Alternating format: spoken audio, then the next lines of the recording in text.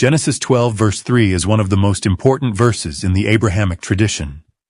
In this verse, God says to Abraham, "I will bless those who bless you, and whoever curses you I will curse.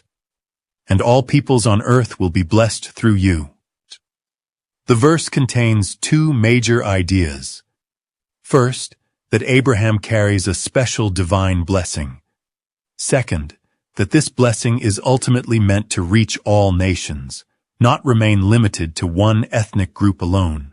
From an Islamic standpoint, Abraham is not viewed merely as the ancestor of one nation. He is viewed as a universal prophet of tawḥīd, the pure worship of the one God. The Qur'an presents Abraham as neither Jew nor Christian, but as a ḥanīf, a true monotheist who submitted himself to Allah. Therefore, the blessing of Abraham is understood as a spiritual and prophetic blessing rooted in faith, obedience, righteousness, and submission to God.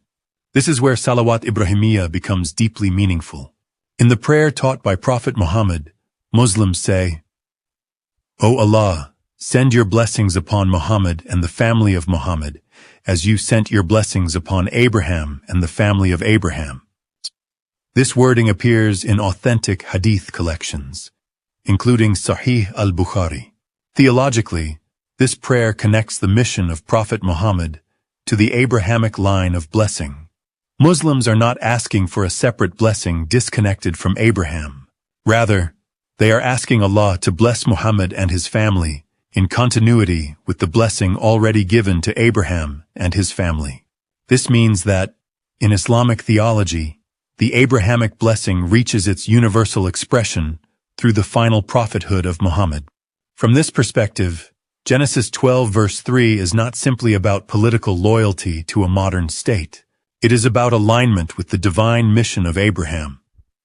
Worship of the one God, rejection of idolatry, moral responsibility, and guidance for all peoples. To bless Abraham means to honor his true religion, his prophetic legacy, and the universal message of submission to God. Christian Zionism often reads Genesis 12 verse 3 differently. Many Christian Zionists interpret the verse as a continuing divine command to support the Jewish people and, by extension, the modern state of Israel. The International Christian Embassy, Jerusalem, for example, describes Genesis 12 verse 3 as one of the most frequently cited biblical mandates for Christians to stand with Israel and bless the Jewish people. In this Christian Zionist reading, blessing Israel is not merely a private spiritual attitude. It can become political, financial, diplomatic, and even military support for the state of Israel. Some Christian Zionist arguments claim that nations which support Israel receive divine favor, while those that oppose Israel risk divine judgment. Recent reporting on evangelical support for Israel notes that Genesis 12 is frequently used as a foundation for this belief. However, not all Christians accept this interpretation. Some Christian theologians argue that Genesis 12 verse 3 should not be used as a direct theological justification for supporting every policy of the modern state of Israel. Ligonier Ministries, for example, argues that there may be political reasons for supporting some Israeli policies. But Genesis 12 verse 3 itself does not provide a theological reason to support the modern nation-state unconditionally. The key difference is this. Christian Zionism often links Abraham's blessing to ethnic Israel and the modern state of Israel, while the Islamic perspective links Abraham's blessing to tawḥīd, prophethood, righteousness, and the continuation of Abraham's spiritual legacy through Muhammad.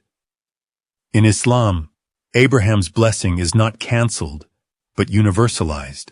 It flows through the family of Abraham, includes the line of Ishmael, and reaches the nations through the final messenger. Therefore, Salawat Ibrahimiyya can be seen as a powerful Islamic response to Genesis 12, verse 3. Every time Muslims send blessings upon Muhammad and his family, as Allah blessed Abraham and his family, they are affirming that the Abrahamic promise is alive, not as a narrow ethnic nationalism, but as a living spiritual covenant centered on worship, mercy, guidance, and submission to Allah. In conclusion, Genesis 12 verse 3 can be understood in two very different ways. Christian Zionism often reads it as a mandate to bless and support the state of Israel. Islam reads the Abrahamic blessing through the lens of tawḥīd and prophethood, fulfilled in the universal mission of Muhammad, and remembered daily through salawat Ibrahimiyya. The real blessing of Abraham, from the Islamic standpoint, is not the domination of one nation over another, but the spread of divine guidance to all families of the earth.